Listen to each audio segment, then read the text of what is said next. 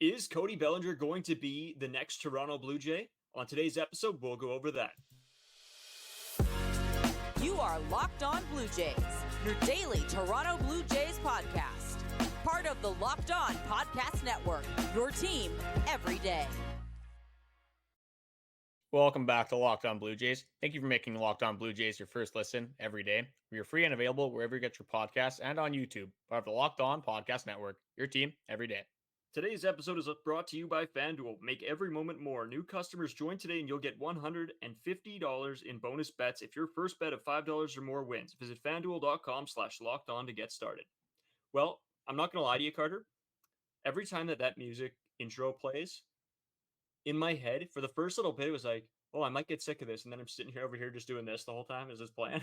Starting to jam out to it a little bit now, eh? It's like the theme song, when I'm coming up for the walkout, it's that. Something that's to get us ready for these podcasts. So, I mean, if the intro music's going to get that done, I mean, something to get excited about. I don't know if our listeners would say that, but I like it. Hey, I mean, I'm a fan of it too. So, I mean, speaking of exciting things, though, the Blue Jays being back in on Cody Bellinger, what is that? Yeah, sort of interesting, right? Like me and you, we did the interview with Caitlin McGrath on, I guess that was Friday, right? Came out yesterday, so Monday. And just sort of these rumblings a little bit here and there have been floating around. Did you know where it originated from, or did you just see it also on just a bunch of different sources? I think it was actually Jeff Passan. I kind of referenced it a little bit on the Friday episode, but yeah, he said, I just feel like the Toronto Blue Jays need Cody Bellinger more than the Cubs do. And he went on to say a few other things, just how, just a bunch of Scott Boras guys have not been signed. Obviously, Matt Chapman's another Boras guy, hasn't been signed. Cody Bellinger, off of a prove-it-year deal last year. Obviously, that 1 year he had over there with the Jesus Christ, the Chicago Cubs. There, he finally got there. So I think the way it's looking is that he was asking for like a multi-year deal, so we're like 5 to 7 years, somewhere in there. And I believe that teams aren't looking to pay him that sort of money, or especially for that long of a deal. He's coming off last year. I mean, Cody Bellinger, he had a good year, to say the least. 153 hits, 26 home runs, 307 batting percentage, 4.4 WAR, and an 881 OPS. Those are all great numbers. Why do you think people are trying to stay away from Cody Bellinger? Well, I mean, as we've seen year after year, Cody Bellinger is one of those guys that's going to be very, very hit or miss. He's going to have a great season, or it'll be like what happened to Cody Bellinger. And then we've seen that happen before. And I think that's what's sticking in people's minds when looking at long-term deals for Cody Bellinger is, are we going to see this happen again? Is there going to be a regression? Can he keep up the same pace? Or maybe not. I mean, these are some pretty good numbers. So maybe even not keep up this pace, but be somewhere in the ballpark. And it is frustrating, I think, probably for him and for fans of Cody Bellinger as well. And even us, because I mean, we'd love to get Cody Bellinger, but I think a 5 to 7 year deal is a little bit out of the range for us right now. I think we'd probably be looking at a 2 or 3, if anything. I don't know. What are your sort of thoughts on Cody Bellinger? You know, he is MVP. He's won Rookie of the Year. He's a 2-time All-Star, 2020 World Series champion, Gold Glove, Silver Slugger. Like, he sort of fits the bill of what the Toronto Blue Jays want. But is he up there for you right now? I think in terms of another bat for this team, a left-handed bat at that, it would be a huge make for the Blue Jays if they were able to sign him. But it's just like you said, he was the luckiest player in terms of hitting last year. So all the expected stats were a lot lower than they actually were for Cody Bellinger. So that's another guy that it's just going to be interesting because he has been up and down his entire career. I mean, a great year in 2017, his rookie year, won Rookie of the Year that year. 2018, another pretty decent year. 2019 is his MVP year, and then kind of slumped through 2021 and 2022. So it's the inconsistency which completely fits this Toronto Blue Jays team right now. But I think that's why people are staying away from him. They don't want to commit to 5 to 7 years, 25 million plus for a guy that could go and hit 210 next year. I don't think the drop off would be that drastic, and I think that he will get signed. Obviously, it is getting close to spring training as the Blue Jays do play, I think, in 11 days for spring training. And then the season obviously starts near the end of March. So it's interesting to see this many good players still available this late into the season. I mean, you got Jorge Soler, JD Martinez, like I said, Matt Chapman before. Cody Bellinger, we do need, I think, in my opinion, we do need another outfielder. Because if you have Kevin Kiermaier or Dalton Varsho just not playing, or even George Springer with his injury history, your next player is Nathan Lucas, probably, unless they have been saying that David Schneider will platoon out there, but I don't think that's a very natural fit for him. But he's just kind of willing to do what this team is asking him to do. But Cody Bellinger, I think if you can get him on a 2 to 3 year deal for probably closer to $20 million, I think that's something the Blue Jays should be looking into. Yeah, I 100% agree with you, and I think that's the problem with some of these guys is they are, like even Matt Chapman, right? A little bit inconsistent, and I think that's what's hurting a bunch of these guys right now, looking for longer term deals, trying to lock in, but right now teams are looking at that inconsistency and being like, okay, is this, if we don't hit on this guy this year, is that going to leave us with a huge hole, well, money wise for one, and then in the lineup as a secondary. Um, so yeah, I think I would love to see Cody Bellinger come to this Toronto Blue Jays and be that, outfielder that would probably most likely start over Dalton Varsho. Um, Personally, do I really think it's realistic? And do I think that, yes, 100% the Blue Jays are getting him? No. I could see this being another just in the talks one. I mean, we've had these conversations with Jorge Soler and thinking, okay, we think this guy is coming here. There's been a lot of talk around him, and then it ends up being nothing. So are you sort of feeling how I'm feeling with this, where it's like seems like it's a lot of talk, seems like, oh, the Blue Jays, and then it falls to the wayside? I think we're all kind of having PTSD from the Shohei Ohtani sweepstakes from earlier in the offseason. Nobody really wants to commit to any big name coming to the Toronto Blue Jays because they don't want to be heartbroken again. Looking at this Jays outfield, though, like I said, Kevin Kiermaier has had injury history. He's not a guy anymore that's going to be playing every day. George Springer, we all know kind of what happened in 2022 with that collision with Bo Bichette, obviously towards the end of the year in the last game. And then just before that, 2021, he's coming off some injury trouble.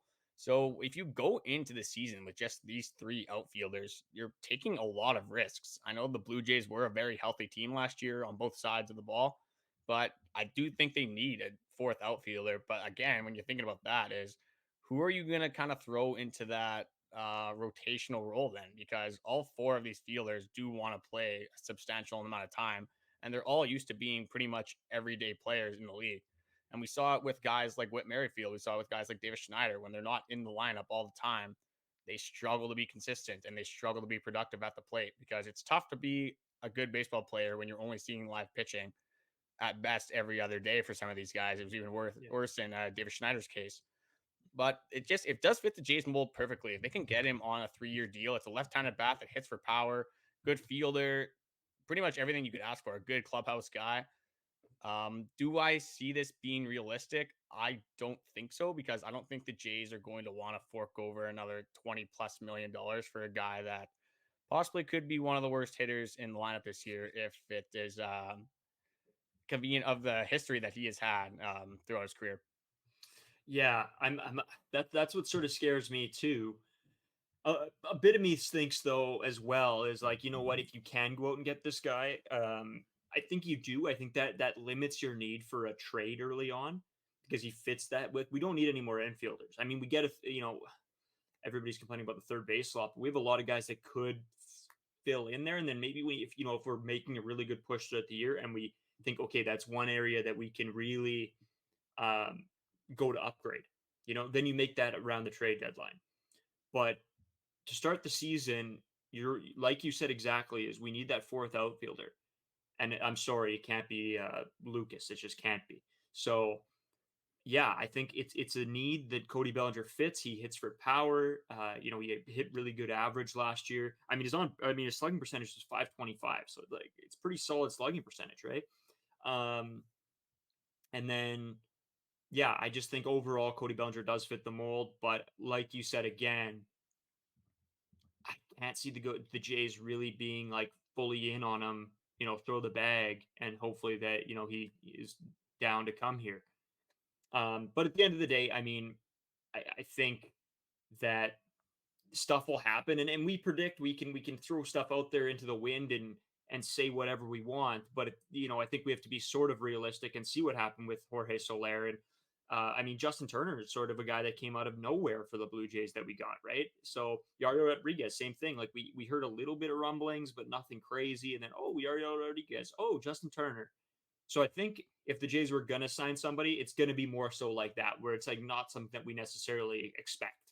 I think it's crazy just considering the year that Cody Bellinger had last year, one of the most productive hitters in the league, and just how he hasn't been signed by any team. Obviously, there has been teams interested, but the closer we get to the regular season, the more leverage Scott Boras loses trying to deal these guys. So it's going to be interesting. Do you think there's a possibility of Cody Bellinger us getting to the spring training and him just still not being on a team? Honestly, no. Um, they're going to be looking for that long term deal. Um, but if that doesn't happen, Cody Bellinger's not a guy that's going to sit out for part of the year because he didn't get exactly what he's asking for. He'll go and play baseball. But it might be on a 1 year contract worth a ton of money, and he might just have to soak that, right? But yeah, no shot that this guy's not playing baseball opening day. Yeah, it's kind of crazy considering his offensive production that he might kind of be on another prove it contract just because of his lack of consistency and just the amount of money this guy's asking for. Obviously, one of the highest touted free agents this offseason. But speaking of free agents, a guy that's finally confirmed to be with the Toronto Blue Jays, Yariel Rodriguez. But before we get into that, I just wanted to mention our Locked On National 24/7 streaming channel. The NBA playoffs are coming up. The NHL All-Star break just ended. Trade deadline's coming up. It's going to be crazy with that. All these college sports are always going on. Women's sports is available. So whatever you guys want to tune into, it's available whenever you guys want to digest your sports content. So just go to the 24/7 streaming channel, which is on YouTube, and subscribe. And just before we sort of hit to the break, I also want to mention you guys can follow us on Twitter, Braden 5 Wasco, Carter First 2. I have been posting quite a bit more recently, so if you guys want to stay up to date, reacting to a bunch of stuff. I'm just sort of having some fun on there. I think I announced our interview that came out with Caitlin McGrath as well on there. So I'll try to be a little bit more active on there as well. Make sure you guys subscribe to our YouTube channel. It really helps out. We're getting close to that 1,000 mark where every day it seems like we're getting closer and closer and closer. And my excitement level is just rising and rising and rising. So let's just get there so I can calm down a little bit.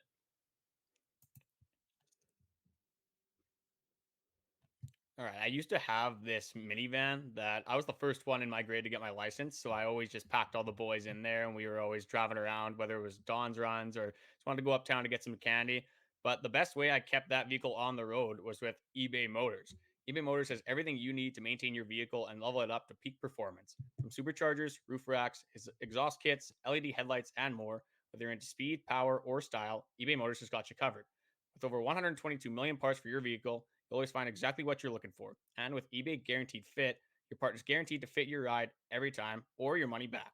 Because with eBay Motors, you're burning rubber, not cash.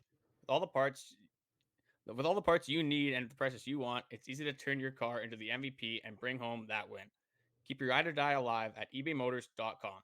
Eligible items only, exclusions apply. eBay Guaranteed Fit only available for US customers. So we're going to talk about the big man, the $32 million man, Yariel Rodriguez. I mean, I guess it's official. We sort of knew he was signing with the Blue Jays for a while now, but it's now official. 5 years, $32 million, Yariel Rodriguez. Why the switch up from 4 years to 5 years, do you think? I think it's just the potential that this guy would reach. I mean, obviously, there was no salary increase. So, I mean, might as well just have the option for the team.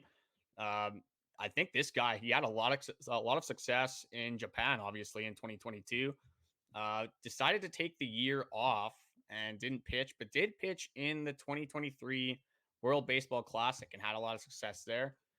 As for this extra year, I just think that's what it is. It's a low risk deal for the Jays. I mean, if he's going to be successful, then that's another year of control for this team. And if it doesn't work out, there's obviously ways out of it after the third year. So a low risk deal for a guy that could have crazy high upside, could end up being a startable pitcher in this league, maybe being a 3 guy and maybe 2 guy. Obviously, it's early to speculate that. But the best attribute he had was actually coming out of the bullpen in 2022, a 1.15 ERA, and just looked fantastic in Japan. Yeah, you know what? The more and that we've gotten, I mean, we've talked about him quite a bit, and the more and more that we go into his stats and take a closer look, and And is he worth this? Do you think he can do this? I start to really have faith in this guy. The numbers speak for themselves. I think he could be a really, really good asset to this team. And I do want to go over what Ross Atkins said. He brings uh, a diverse arsenal, impressive athleticism, and the ability to get swings and misses to our team. And I think that swing and miss aspect of that comment is so big because we've seen guys, that can throw the slider really well, can throw the splitter really well, and get those misses. But to have an extra guy that is a strikeout machine is sort of what we need, especially with the lack of. I don't want to say the lack of defense. We have good defense, but in the same regard, these infielders a little bit unproven, a little bit, new to the, Jays. I mean, we got Biggio, good fielder, IKF if he's going to play at third. I mean, good defense. Bo Bichette, never know what you're going to get with Bo Bichette. Throw him out there and pray at this point. But good season last year. So I think a guy that can keep the ball out of the field is fantastic. Make our guys make less plays is unbelievable. And then he also says he also adds depth to our pitching group and has a chance to impact our major league team in multiple roles. So I'm thinking that they're going to I thought they were going to start him out in AAA. Maybe that's not the case anymore. Maybe now they're looking at him as a specific, bullpen guy to start the year, and then maybe move into that fifth rotation spot if need be. What are your thoughts? Do you think he could slide into that rotation slot? Well, I think they're just going to leave it open. It's just going to be if he is able to make the adjustment to North American baseball. And if he's going to be productive, why not have him start on the team right away? Obviously, it was perceived that he was probably going to start in AAA to start. And this was more of like before it was more of a 3-year deal, being on the 4-year, $32 million. But now that's a 5-year. I think that there's even more of a chance that they're very lenient with a start and they do start him off in AAA, especially when you have a guy like Bowden Francis. Obviously, they're sort of seems like they're giving Alek Manoah that fifth rotation spot to start. But then again, that's why there's spring training. There's why there's competition for a reason. If Yariel Rodriguez is going to go out there and pitch solid and be productive for this team and be a better piece than Alek Manoah, then I'm going to say screw the experience, screw what he did before. He's the better guy now. So it's a business. It's kind of what you have to do. You want your best players to be playing. But Yeah. For Yariel Rodriguez, there's no rush to get him in the big leagues.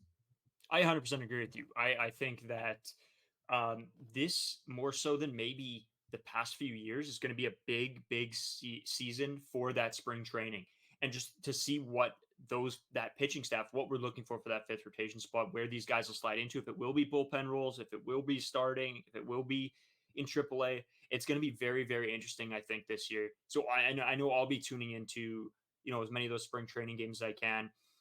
Really paying close attention to where those guys get used, at least to start the spring training off.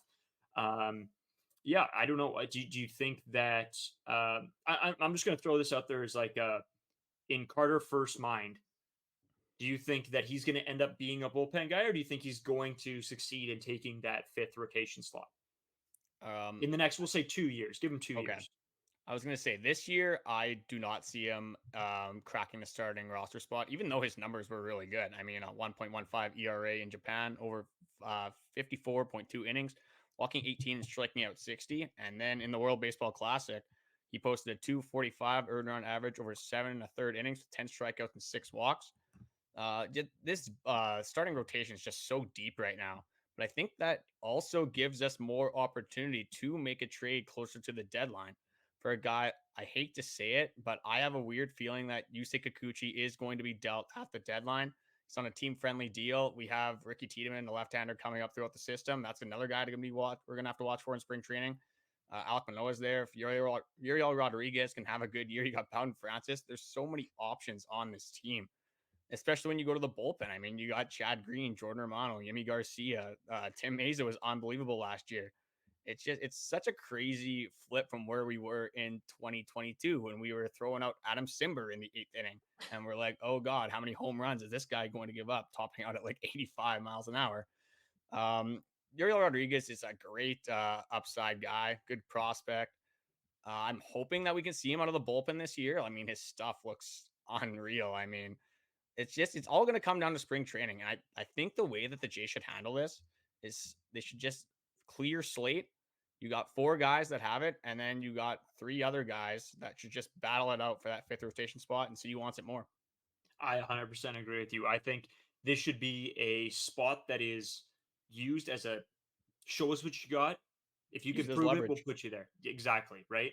I think that is probably the way to go. Do I think that's how it's going to play out? Not so much. I think this fifth rotation slot is Alek Manoah's, and I don't think it's to lose either. I think this is his spot. I think he could go out and pitch an absolute dud in spring training. No problem. Here you go. Here's the fifth rotation spot, which is very frustrating for me. But because we, like you said, we do have so many other guys that have that want, that urge to get this spot, that want to prove themselves, but it's sort of seeming like it's being gift wrapped right now. Well, another thing it's going to come down to is I'm assuming on a 5-year deal, Yariel Rodriguez is going to have options, and Bowden Francis, another guy that's going to have options, and then you have Alek Manoah, who obviously it's a tough relationship there already, but I'm not sure what his options are looking like. I know obviously he got sent down last year, and he is a younger guy, so I'm assuming there still is options there. But that's going to be the biggest thing. I know Bowden Francis is 27, so this might be the last year he has that. Yusei Yeah. Kikuchi obviously cannot be sent down without clearing waivers, and I don't know why anyone in the right mind would want to send Yusei Kikuchi down after his performance last year. So it's kind of predetermined, I think, as well. Unfortunately, I think unless Yariel Rodriguez decides to be Cy Young in spring training and blows everybody out of the water, I think that he'll be probably limited to AAA to start, and then maybe we will see him in this bullpen down the stretch. And he could come in by the trade deadline, and then it's almost like we just made a trade and got a guy that's going to make a huge difference in this bullpen down the stretch. Yeah, 100%. I agree. You did bring up Chad Green, and we do want to talk about him. He is our player profile for today. So, before we hit this break, I'll send it back quickly to you for a quick mention to our 24/7 streaming channel. Yeah, we've been mentioning it pretty much every episode on this podcast because it's a great opportunity for everyone to go check out. Whatever you guys want to see, we have coverage of pretty much anything you could think of on this 24/7 streaming channel. You might see us there a few times. If you do and you're not looking to see us, that's unfortunate because you're going to be seeing our content all over the place for a long time. So just go to our 24/7 streaming channel on YouTube and subscribe. It's the first one ever. So get on there early.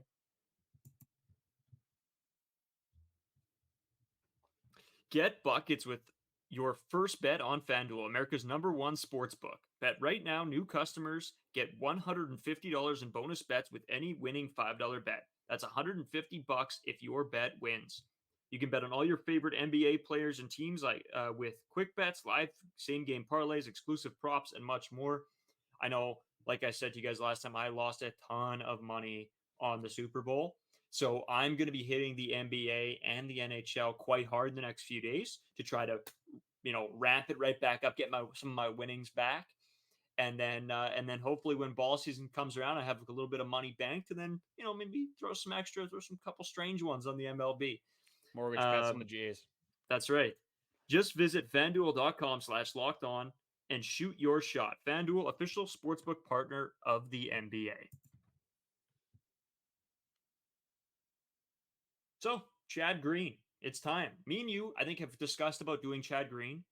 I don't know how many episodes in a row, but I think we always say, like, oh, should we do Chad Green this episode? Should we do Chad Green this episode? And it just never felt like the fit. This one, we were talking about Yariel Rodriguez. We were talking about where guys will slot in. And I think we can guarantee you that this guy will slot in, and that is Chad Green. What do you think about him?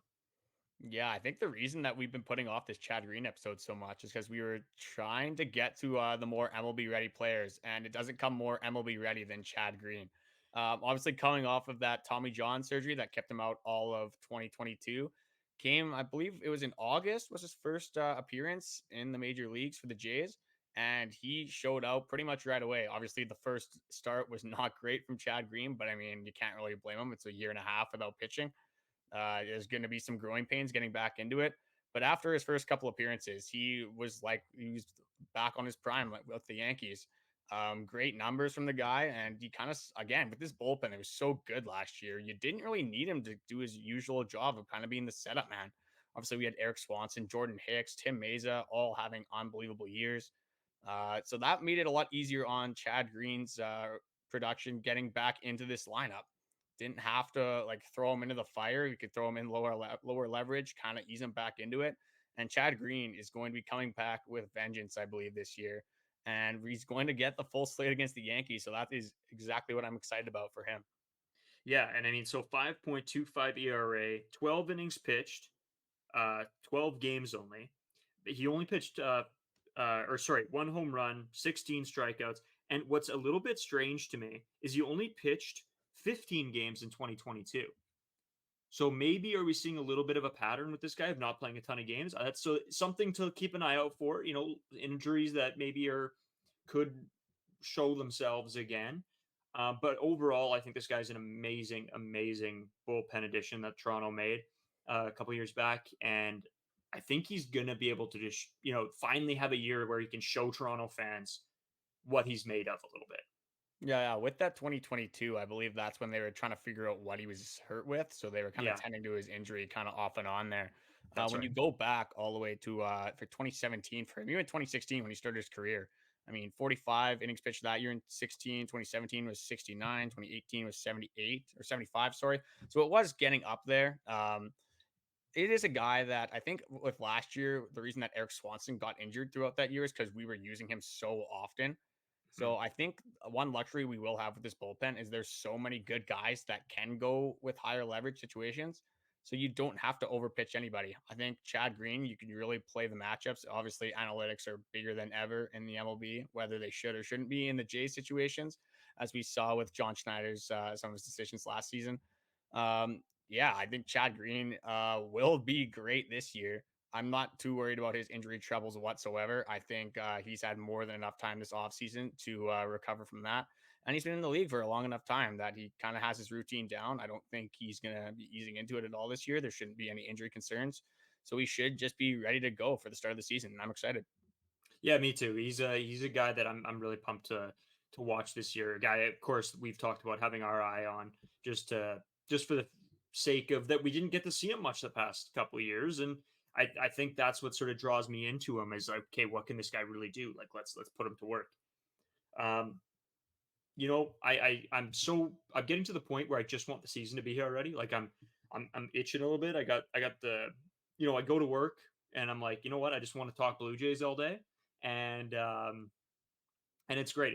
That's why this is a great outlet. That's why, if you guys want to like leave some comments, we'll try to interact with you guys, make sure that, you know, I don't know, stuff during the day, even, I get a comment and I'm like, hey, I'm just going to respond to this because like I'm just itching to talk Blue Jays. So send us some comments. Make sure you guys subscribe as well. It really helps us out. You guys killed it watching the Caitlin McGrath interview. We really hope you guys enjoyed that. We'll try to get some more of those out to you guys, coming up to the season, during the season, whatever we can do. Yeah, I don't know, Carter. It's a Tuesday and I'm, in the summer, I'm like watching baseball right now, but Yeah, not so now much. with the Super Bowl being done, obviously we're especially me, a big NFL fans. NHL is still on, so that is something. And the Jays play in 11 days, even though it is just spring training.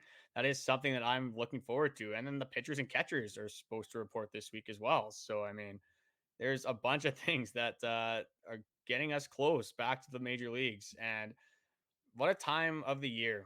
Baseball, we can guarantee another 7 months straight of baseball. And I am over the moon about that. You cannot never have too much baseball going on in this apartment. Yeah, we want to thank you guys so much for watching again. And yeah, we'll talk to you guys tomorrow.